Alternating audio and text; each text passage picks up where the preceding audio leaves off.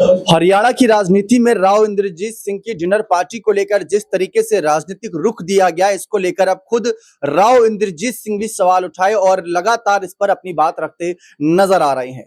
लेकिन राव इंद्रजीत सिंह आखिर क्यों अपने साथ विधायकों को जोड़ते नजर आए, क्यों उन्होंने सिर्फ 12 विधायकों को बुलाया, जिसमें कांग्रेस की महिला अभिनेत्री यानी विधायक भी शामिल थी, इसको लेकर अब सवाल उठ रहे हैं। क्या राव इंद्रजीत सिंह को किसी बात का खतरा दिख रहा है या राव इंद्रजीत सिंह किसी बड़े पद के लिए तैयारी कर रहे हैं? अब इस बात को लेकर सोशल मीडिया से कुछ खबरें छन छन कर सामने आई हैं, जो आप सबके सामने रखूंगा, तो आप सब भी जानकर दंग रह जाएंगे। क्या सचमुच राव इंद्रजीत सिंह का यही मकसद था? हाल फिलहाल में राव इंद्रजीत सिंह ने डिनर पार्टी को लेकर एक बार फिर से बयान दिया। हाल ही में देखने को मिला था कि 12 विधायकों के डिनर कार्यक्रम के बाद कहीं ना कहीं खुद मुख्यमंत्री नायब सिंह सैनी और उनके साथ एक मंत्री और उनकी पत्नियां भी उनके साथ जाती नजर आई थी भोज कार्यक्रम के लिए। लेकिन अब राव इंद्रजीत सिंह ने इस पर फिर से सफाई पेश करी है, लेकिन सवाल बहुत बड़े हैं जो उनका पीछा नहीं छोड़ दे। चलिए आपको कंप्यूटर स्क्रीन की तरफ लेकर चलता हूं, जिससे आप ज्यादा जानकारी पाएंगे कि आखिर क्या मामला बना है।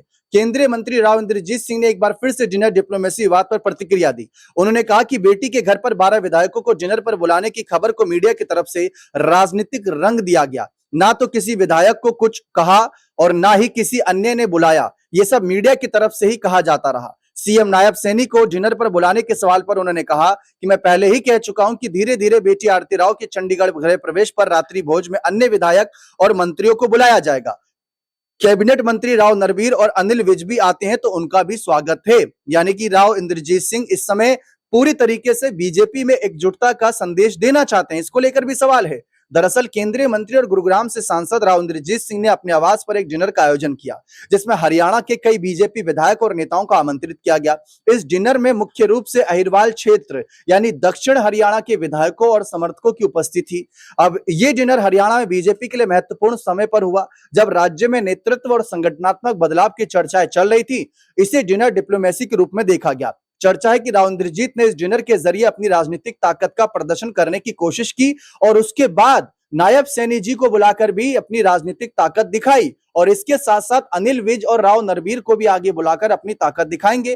क्योंकि ऐसा कैसा गृह प्रवेश की एक ही महीने में या फिर अलग अलग दिनों पर नेताओं को बुलाया जा रहा है। पहले अपने विधायकों को बुलाया जाता है, फिर उसके बाद राज्य के मुख्यमंत्री को बुलाया जाता है, फिर उसके बाद जो बाकी मंत्री हैं उनको बुलाया जाता है। तो ये टुकड़ों में क्यों बुलाया जा रहा है? एक साथ भी कार्यक्रम रख सकते थे। इसी को लेकर आगे माहौल बना तो यहां पर एक और विवाद का कारण बना, जहां डिनर को लेकर ये अटकलें शुरू हुई कि राव इंद्रजीत सिंह हरियाणा बीजेपी में अध्यक्ष पद की दावेदारी पेश कर रहे हैं। कुछ लोगों ने इसे उनके द्वारा केंद्र में मंत्री पद छीनने की आशंका से जोड़ा, जबकि अन्य ने इसे अहिरवाल क्षेत्र में अपनी क्षेत्रीय ताकत को मजबूत करने की रणनीति माना। ऐसा भी माना गया कि इस आयोजन ने बीजेपी के भीतर गुटबाजी जो है उजागर की है, क्योंकि कुछ विधायकों और नेताओं के बीच ये धारणा बनी कि राव इंद्रजीत अपने समर्थकों को एकजुट कर पार्टी के भीतर अपनी स्थिति को मजबूत करना चाहते हैं। हरियाणा में हाल के दिनों में जिस तरीके से चुनावी नतीजे आए थे, फिर उसके बाद ये सवाल उठने शुरू हो गए। अब आप ये समझ सकते हैं कि पहले अपने करीबी विधायकों को बुलाया गया,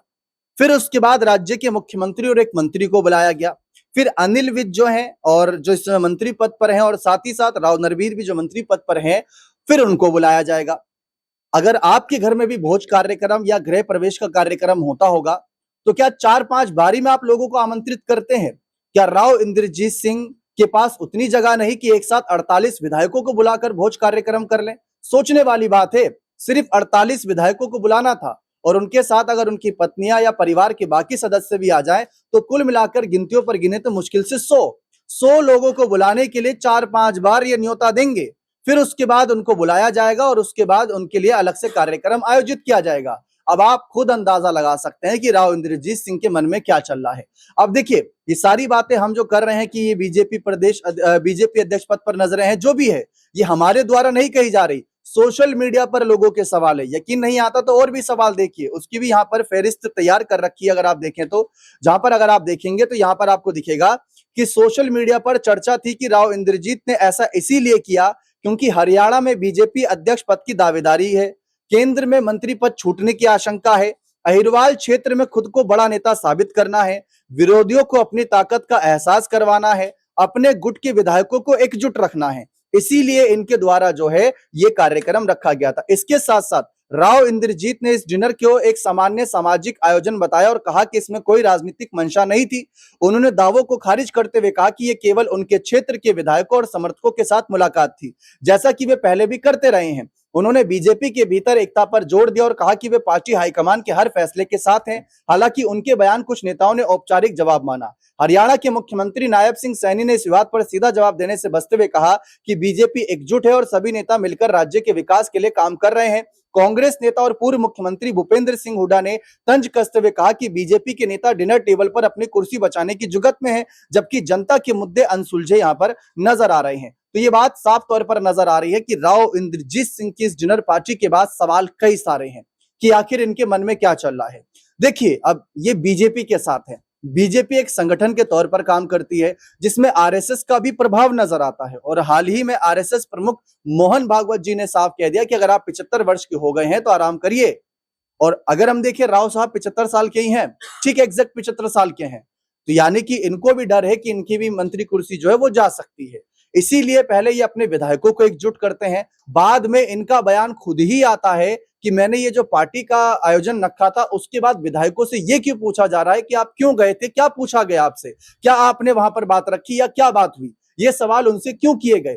फिर उसके बाद जब मुख्यमंत्री आवास जाते हैं 6 विधायक, तो उनको ये क्यों कहा जाता है कि अब आपको सफाई देनी होगी दिल्ली आला कमान के सामने, क्योंकि क्या वो विधायक राव इंद्रजीत सिंह के उस डिनर पार्टी में शामिल हुए थे इसीलिए उनको सफाई देनी पड़ेगी। ऐसे तो मुख्यमंत्री नायब सिंह सैनी को भी अब सफाई देनी चाहिए कि वो भी क्यों गए। और राव इंद्रजीत सिंह का तो यह भी कहना है कि मैं राव नरवीर जी और अनिल विज जी को भी बुलाऊंगा। ये माहौल तभी बनता है जब आप बीजेपी में एक बड़े पद की उम्मीद रखे बैठे हो या पार्टी में बड़े पद की उम्मीद रखे बैठे हो, पार्टी आला कमान ने आपको यह संदेश दिया हो कि जाओ पहले सबको एकजुट करो, एकजुटता का संदेश दो, उसके बाद आपको कोई जिम्मेदारी दी जाएगी। क्योंकि बीजेपी की जो अध्यक्ष पद की बात यहां पर आ रही है, अगर आप देखें तो वहां पर यह तभी पॉसिबल होगा जब सारे नेता एक साथ आपके साथ खड़े नजर आएंगे। सिर्फ ऐसा नहीं होगा कि दक्षिण अहिरवाल बेल्ट जो है वही आपको सपोर्ट कर दे तो आप मुख्यमंत्री या बीजेपी अध्यक्ष बन जाए, ऐसा कुछ नहीं होने वाला। 12 विधायकों के समर्थन से यह पॉसिबल नहीं है। अगर हम बात करें पूरे भारत देश में टोटल विधानसभा सीटें 4000 से ज्यादा हैं, 4000 करीब विधायक हैं और उसमें देखा जाए तो हजारों की संख्या में बीजेपी के विधायक हैं और उसमें से सिर्फ 12 और 11 विधायकों का, उसमें उनकी एक बेटी है और 12 में से एक कांग्रेस की विधायक थी। तो यानी कि टोटल 10 विधायकों का बाहर से समर्थन इन्हें मिला हुआ है। तो क्या इतने भर से ही उस कुर्सी तक पहुंच जाएंगे? तो इतना आसान भी नहीं रहने वाला। फिलहाल कयास और सवाल कई सारे खड़े हैं। इन्हीं सवालों में राव इंद्रजीत सिंह फंसे हुए हैं, अब मजबूरन कह लें, क्योंकि जैसा कि मैंने ये सवाल उठाया कि डिनर पार्टी का आयोजन किया गया, ठीक है, आपने अपने करीबी नेताओं को पहले बुलाया, उनको अपने प्राथमिकता दी, फिर मुख्यमंत्री को बुलाया, फिर उसके बाद आप राव नरवीर जो एक कट्टर दुश्मन के तौर पर माने जाते थे राव इंद्रजीत सिंह के, हाल फिलहाल में डॉक्टर इंद्रजीत यादव जो मेयर है उन्होंने जो राव नरवीर पर आरोप लगाए, उसके बावजूद भी राव इंद्रजीत कह रहे हैं कि मैं राव नरवीर जी को भी बुलाऊंगा, जबकि डॉक्टर इंद्रजीत यादव आपका नाम लेकर ही मेयर चुनाव जीती थी। तो आप अपने ही समर्थकों के साथ ऐसा करेंगे? जो समर्थक आपके हित के लिए, आपके साथ के लिए हमेशा खड़े रहे, जिस मंत्री पर आरोप लगाया आप उसी मंत्री को डिनर पार्टी के लिए भी आयोजित कर कहीं ना कहीं बुलाएंगे? तो ये सवाल उठते हैं। अब देखते हैं भविष्य में इस पर आगे क्या माहौल बनता है। बने रहें चैनल के साथ। बहुत बहुत